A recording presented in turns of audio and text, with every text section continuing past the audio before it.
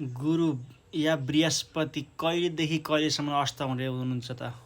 यो अस्त भएको बेलामा के कर्म गर्नुहुन्छ के गराउँदैन भिडियोभित्र प्रवेश गर्नु होला। जय श्री आदि ओम श्री हरि। म हजुरहरूको चिरपरिचित ज्योतिष पण्डित सुमन होला। हजुरहरूको माझमा आज यस्तो विशिष्ट रूपमा विशेष भिडियो लिएर म उपस्थित भएको छु।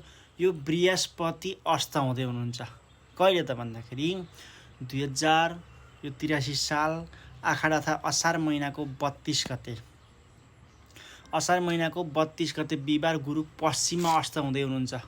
कतिखेर त भन्दा 12:55 पश्चिममा अस्त हुनुहुन्छ भने उदय चाहिँ कहिले हुनुहुन्छ भन्दा श्रावण महिनाको 24 गते आइतबार गुरु पूर्वमा उदय 12:24 उदय हुनुहुन्छ भनेर बताएको छ। अब यो 3 दिन अगाडि जस्तै 32 गतेदेखि चाहिँ अस्त हुँदै हुनुहुन्छ भने 29 गतेदेखि नै 29, 30, 31 यतापट्टि 29 गतेदेखि नै कार्यहरू सबै बन्द हुन्छन्। त्यस्तै गरेर पछाडि जब श्रावणको 24 गते उदाउनुहुन्छ, उदाइसकेपछि 25, 26 र 27 गते 3 दिन उता चाहिँ कार्यहरू गर्न मिल्दैन भनेर बताएको छ। अब यो बेलामा के कर्म गर्नु हुँदैन त भन्दाखेरि यो गुरु अस्त भएको बेलामा, गुरु अस्त भनेको गुरु लुकेर बस्ने, गुरु अस्ताएर बस्ने हो। त्यसले गर्दाखेरि गुरु अस्त बेलामा जस्तै नयाँ घर बनाउनु हुँदैन, कहिले नगएको तीर्थ जानु हुँदैन। त्यस्तै गरेर यतापट्टि गएर विभिन्न गाडी घोडा वाहनहरू खरिद गर्नु हुँदैन, कुनै पसल कुनै व्यवसाय थालन गर्नु हुँदैन। त्यस्तै गरेर राम्रा राम्रा कामहरू कहिले गर्दै नगरेको कामहरूलाई थालन गर्नु हुँदैन, कहिले बस्दै नबसेको व्रत बस्नु हुँदैन, जाँदै नगएको तीर्थ जानु हुँदैन। यस्ता कर्म जुन शुभ कर्महरू जति छन् नगरेको कर्महरूलाई गर्नु हुँदैन।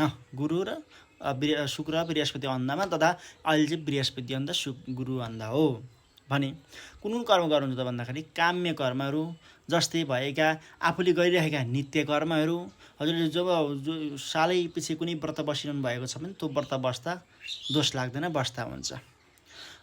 त्यस्तै गरेर कुनै पनि कर्महरू जस्तै कसैको कुनै बच्चाको जन्म भयो भने न्वारान आदि कर्म गर्नुहुन्छ, कसैको मृत्यु भएमा त्यस्तै गरेर त मृत्यु भएपछि गर्नुपर्ने सम्पूर्ण दाह संस्कारदेखि लिएर यतापट्टि औद्योगिक कर्महरू जति छन् तिनीहरू सबै कर्म गर्नुहुन्छ भने हजुरले लिइराखेको व्रत छोड्नु पर्दैन, लिइराख्दा हुन्छ। अब यो श्रावण महिनामा चाहिँ के गर्ने त? अब श्रावण महिना आउँदैछ, श्रावण महिनाको चाहिँ व्रत अथवा सोमबारे व्रत बस्ने नबस्ने त भन्दा हजुरहरूले जहिले लिइरहनु भएको छ भने वर्षपछि श्रावण महिनाको व्रत बसिरहनु भएको छ भने यो वर्ष पनि बस्दा हुन्छ, कुनै पनि दोष छैन, बस्दा हुन्छ बसिरहनु भएको छ भने। तर